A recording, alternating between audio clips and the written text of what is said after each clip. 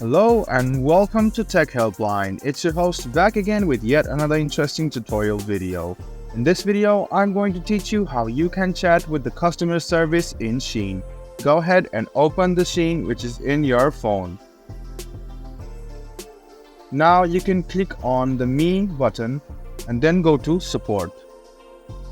You can either choose from these complaints, or if you simply click on Customer Service, it will lead you to the chat section where you can chat with the bot or the customer service. Let me show it to you again. Go to Me, which is on the right corner, and click on Support. Now click on Customer Service, which is in the bottom, and then you can place your complaint about your order is not there or something like you want to exchange. And then after you're done, press on the send message, and then Shein will try to contact you.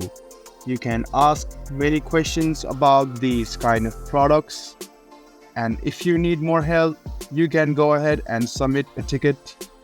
You can choose the topic and description, and as you press submit, you can complain.